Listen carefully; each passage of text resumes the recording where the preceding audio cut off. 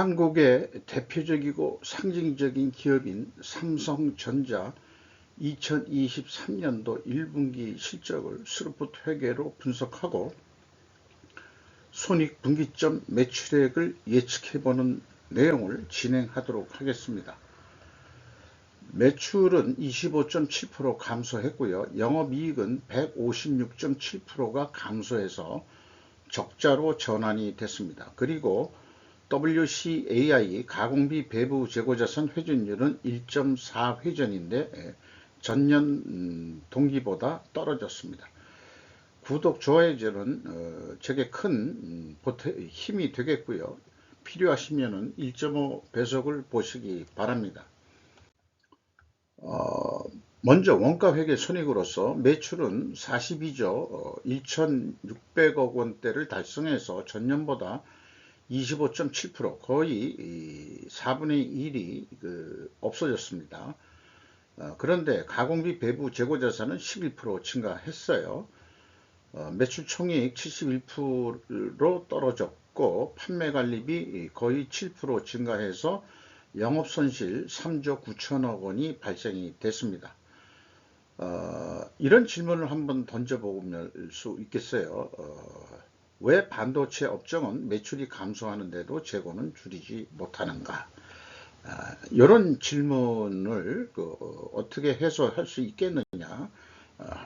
분석 내용을 진행하면서 답을 얻어 보도록 노력을 해보도록 하겠습니다. 스루풋 손익 분석으로서는 매출에 비례하는 매출 재료비가 8.3% 감소했습니다. 매출 감소액보다 더 적게 감소했으므로 요거를 차액이 17.4%나 됩니다. 차이가. 그래서 이 손익계산서를 통해서는 원재료 가격이 크게 상승했을 것이다. 17.4% 정도 이렇게 이제 추론을 해낼 수 있겠습니다. 스루풋 금액 줄어들었고요. 스루풋율도 무려 10.8% 하락을 했습니다. 마진율이 10% 빠졌다고 보면 될 것 같습니다. 운영비용은 이제 꾸준히 올라가는 거니까요. 4% 증가했습니다. 그 결과 생산성 크게 떨어졌고 영업 적자 4조 8천억 원이나 됩니다. 원가회계 영업 손실보다 거의 9천억 원이 더 손실이 난 금액입니다. 이것은 역시 가공비 배부 재고자산이 크게 증가했기 때문입니다. 재고자산 내역을 보면은 WCAI 가공비 배부 재고자산이 2조 5천억 원대가 증가를 했습니다. 그리고 위의 내용은 나중에 다시 말씀드리겠습니다만은 향후 삼성전자 같은 경우 이렇게 재고 흐름으로 공시를 해야 회사의 신뢰도가 향상될 것이라고 그렇게 믿습니다. 삼성전자는 제품과 상품을 분리하지 않고 이렇게 같이 묶어서 표현하고 있습니다.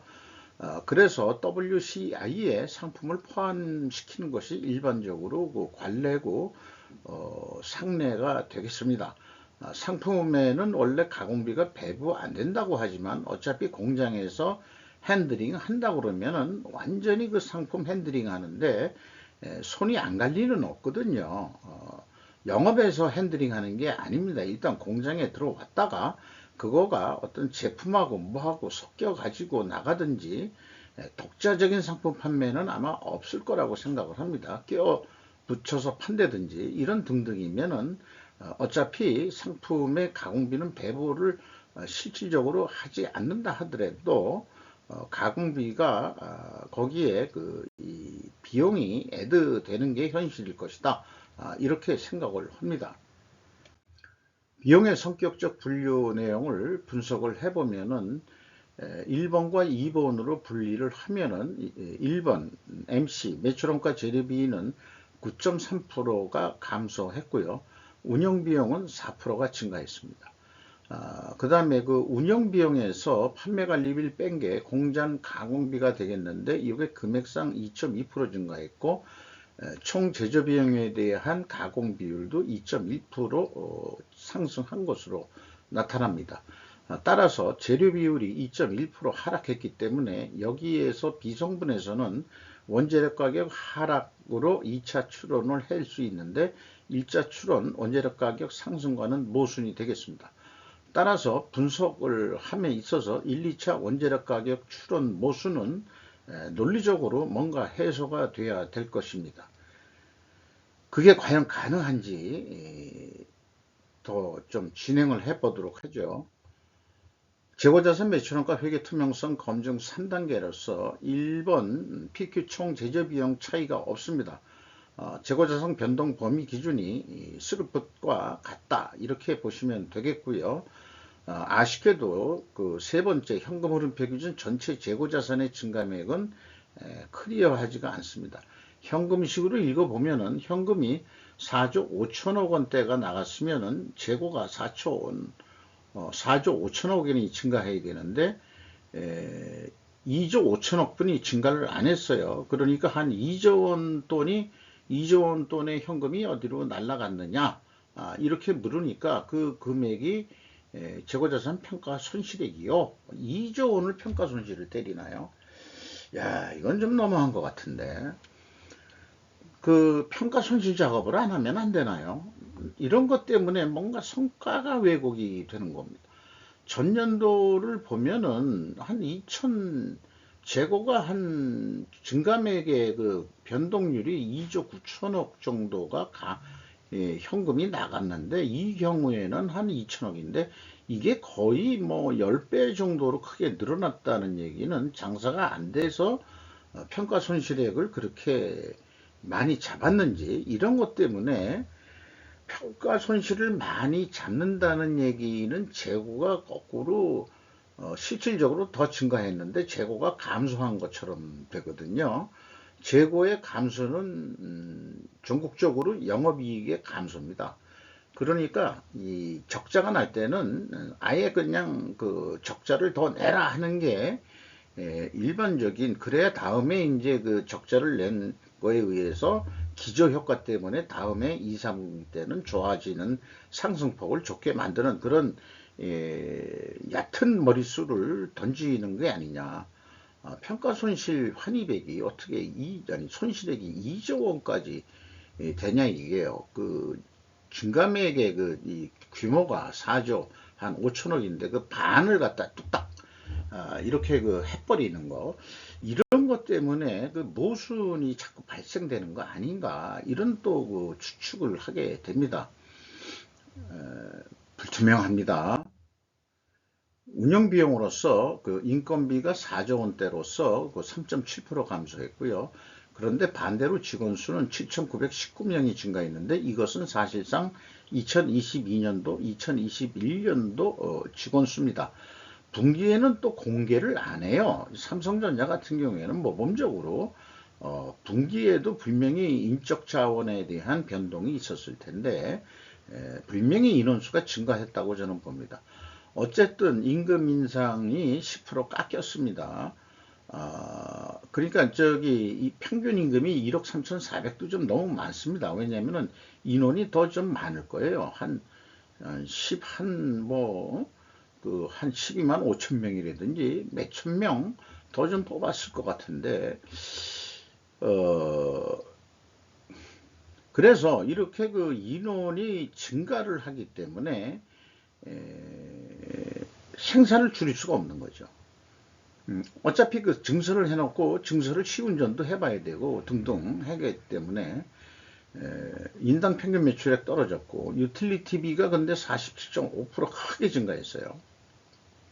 외주 용역비도 했지만은 이 유틸리티비라는 게 전기가 많을 거고 그 다음에 용수 그 물 많이 쓰죠.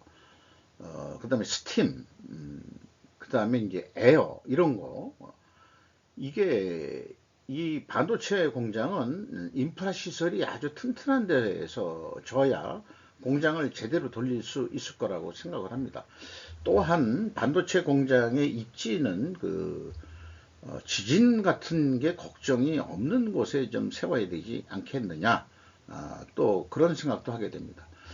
그래서 지속적인 유형자산 투자로 직원 수도 분명 증가했을 터이다 라고 하는데, 요것은 이 인당 평균 연봉 예상액은 아마 좀 차이가 있을 겁니다. 실질적으로는 비유동 자산이 한 5조 4천억 증가했는데 유형 자산이 한 3조 원 증가했단 말이죠. 그러니까 분기에만도 3조 원을 투자해 가지고 증설이 계속 일어나서 직원들이 더 증원시켰을 거라고 그렇게 보여집니다. 경영평가 지표로서 재고 회전율 1.4회전으로 크게 떨어졌어요. 1.1회전이나 떨어졌고 수르픈율 거의 11% 정도가 하락을 했습니다. 이렇게 동일 방향의 하락이면은 투명하게 가정을 합니다. 입증을 하려면 원재료 매입 가격 상승과 판매 가격 하락으로 입증해야 됩니다. 이것을 충분 조건 논리로 논리 연습을 위한 도표로 만들어 보면은 이렇게 작성을 할 수 있는데, 다시 한번 논리 증진을 위해서 우리가 과학적 사고방식을 좀 하는 걸 자꾸 연습을 해야 되니까요. 스루포트 회계에는 제약이론 경영은 과학 경영이라고 얘기할 수 있기 때문에 과학적 사고방식으로 충분히 경영은 가능하다라고 믿고 있습니다. 만약 재고 회전율 하락과 스루픈율 하락 순방향이면은 투명하게 가정을 한다. 왜냐하면은 원재료 가격 상승과 판매 가격 하락 가격 데이터를 확인할 수 있기 때문이다. 과연 삼성전자가 그렇게 가격 데이터를 확인시켜 줄려는지가 관건이죠. 그리고 또 하나 투명성 법정에서 제가 변호사로서 삼성전자는 분식회계를 하는 것이 아니고 투명한 기업입니다 라고 할 때 다른 무죄를 증명할 수 있는 필연적으로 존재할 다른 증거 자료를 제시해야 되는데, 재고 회전율을 수량으로 산출을 하면은 재고 회전율이 감소했을 것이라는 게 입증이 될 것이고, 또한 삼성전자의 경우에는 재고 흐름으로 원재료 매입액과 사용액을 검증할 수 있어야 됩니다. 이런 것들이 불명확해요. 그게 이제 매입 단가하고 연결해서 또 봐야 되고 그렇게 되는데, 요 삼성전자에 추가로 제가 하나 재고자산 변동 범위는 일치하기 때문에 추가로 하나 무죄 입증 자료로 한다 그러면은 원재료 매입액과 사용액을 우리는 검증할 수 있어야 됩니다. 요거를 하나 또 추가를 하기로 했어요.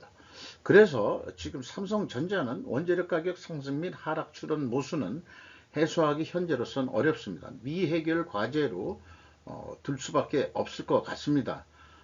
어떤 확신이 안 서거든요. 그래서 공시 기준에 의해서 원재료 및 제품 가격 추이를 공시하게 되어 있는데, 삼성전자는 끊임없이 이런 식으로 서술형으로 얘기하고 있습니다. 이거 보고서 원재료 가격이 상승했다 하락했다 알 방법이 없습니다. 단가를 제시하지 않는 한 구도 설명 가지고는 완전히 안 되겠습니다. 그리고 밑에 거는 이제 제품 가격 추이인데, 이것도 뭐 하락했고 뭐는 상승했고, 또 메모리 평균 가격은 약 50%니까 이게 이제 메모리가 가장 큰 비중을 또 차지할지도 모르죠. 디스플레이 가격은 뭐 약 2% 상승했다. 뭐 이렇게 여러 가지 얘기를 하고 있는데, 한마디로 친절하지 못합니다. 참으로 불친절한 소수식 공시 방법이다. 단가 가격 추이를 공시해야지. 자, 한국의 대표적이고 상징적인 기업이 이 정도 수준밖에 안 되는데, 딴 기업들은 이거보다 더 잘하고 있죠. 그런 기업들이 많습니다. 삼성전자 자부심 가질 개똥, 개뿔, 이런 얘기를 하고 싶네요. 이런 거를 보면서 좀 의식을 전환시켜야 될 것 같습니다. 이 재무회계하는 애들이. 저는 그렇게 생각을 하게 되네요. 친절한 금자씨한테 가서 교육 좀 받고 와야 될 것 같아요.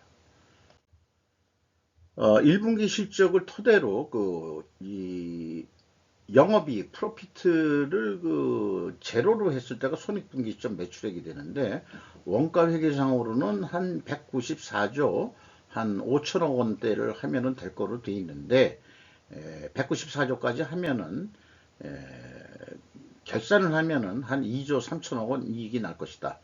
왜냐하면은 재고가 11% 증가한다고 또 봤습니다. 그런데 재고를 11% 감소시킨다면은 매출액은 그대로인 상태에서, 그러면은 영업적자 3조 2천억 원을 헤어나질 못할 겁니다. 따라서 회사는 계속 재고를 증가시키는 재고를 증가시켜야 되는 마약 중독 현상 속에서 살고 있다. 이렇게 지금 되어 있습니다. 원가 회계는 우리를 중독시키고 있습니다. 스루풋 관점에서 보면은 손익분기점이 211조는 돼야 돼요. 그래도 8천억 정도 적자입니다. 계약을 211조로 했다 하더라도 판매를 9,400억 정도 영업 적자가 예상되는데, 흑자 돌아서는 방법은 재고 회전율을 6회전 2개월에 한 번 회전하는 식으로 해서, 또 매출 증진을 노력을 해서 또 아니면은 이걸 단가라고 비유를 하면은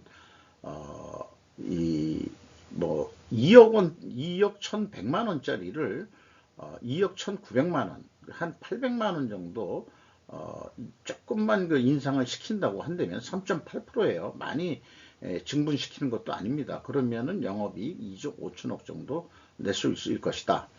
그러면은 일반적으로 재고가 증가할 경우에는 스루풋은 예가가 적게 나오는데, 이 경우는 거꾸로 예가가 더 높게 나옵니다. 이런 또 삼성전자가 제가 어떤 단순화시킨 가정들이 적용이 또 안 되는 예외상이 발생이 됐네요.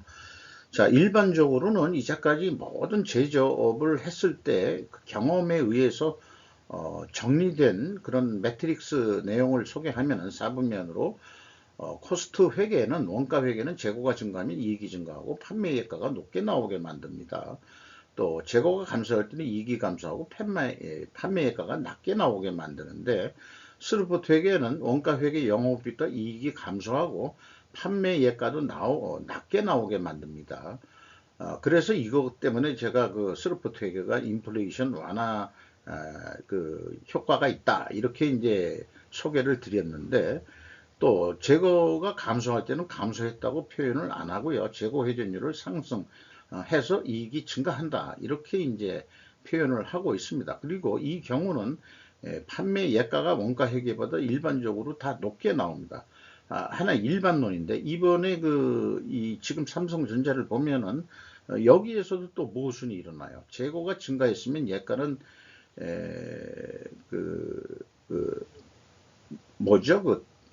낮게 나와야 되는데 높게 나왔거든요. 이것은 제가 봐서는 이 적자인 경우에 결국 흑자를 위해서는 판매 가격을 결국 올려야 된다. 그래서 예외가 발생한다. 또 이렇게 이제 해석을 할 수 있을 것 같습니다. 주가는 65,400원으로서 2021년 말보다 1,100원이나 뛰었고요. 장부가격 대비 211% 형성되어 있습니다. 미래가치를 높게 보고 있는 것 같은데, 미래가치는 현재 팍 떨어졌어요. 67.7%나.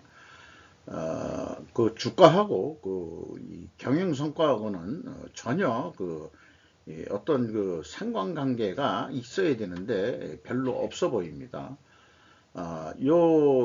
소유 지분율은 연간 2022년 말 거를 가져왔고요. 그 다음에 외국인 지분율은 지금 오늘 현재 거 네이버 데이터에서 가져왔습니다. 자, 삼성전자의 여기 블랙락 펀드가 5% 이상 가지고 있으면서 여기 그 외국인들이 모두 51.94% 가지고 있는데 여기에 블랙락 펀드도 들어가 있다고 보여집니다만은 삼성전자는 50%가 외국인이면은 넘어버렸으면은 삼성전자는 경영진이 한국인이라 하더라도 이제 삼성전자 한국 거 아닙니다. 한국의 상징적이고 대표적인 기업 우리나라 거 아닙니다. 미국 겁니다. 그러니까 미국에다가 반도체 공장 지라 그러면은 져야 됩니다. 그게 자본주의의 논리예요. 그게 무슨 미국의 자국 이기주의, 우선주의 이렇게 얘기하는데 국가 간에 그런 식으로 해서 그 감정 유발하는 그런 언론 플레이를 할 필요가 없는 거예요. 자본주의고 자본이 움직이는 거기 때문에 글로벌 금융 자본은 우리가 다 어차피 금융시장을 개방을 한 입장에서 중국도 개방을 했는데 우리는 IMF 때 김대중 그 선상님께서 다 그 오픈을 해가지고 우리나라 기업을 외국 자본들이 줍줍 하시게 만든 장본이셨죠. 물론 그것 때문에 우리가 IMF를 벗어났습니다. 그래서 어떻게 해서든지 경영 마인드도 서구식으로 바꾸면서 노력을 해왔던 거 현실이죠.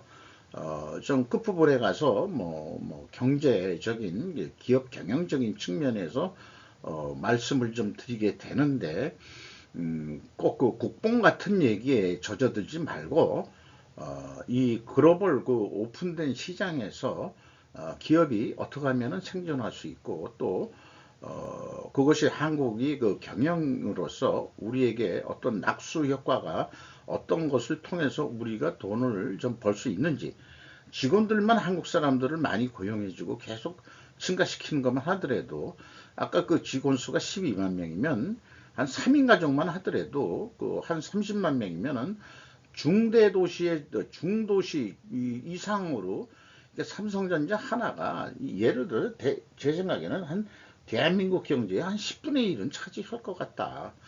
그렇게 그 큰 기업인데 우리나라 기업 아니라는 거 그거를 인식할 필요가 있다고 생각합니다. 그런 입장에서 글로벌 그 표준으로 좀 더 클리어하게 사업 보고서를 공개하라고 요구하고자 합니다.